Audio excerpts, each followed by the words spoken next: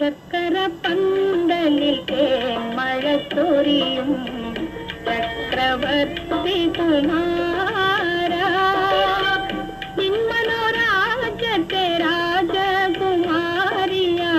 വന്നു നിൽക്കാനൊരു മോഹം. ചക്കര പന്തലിൽ മഴ ചൊരിയും ചക്രവർത്തി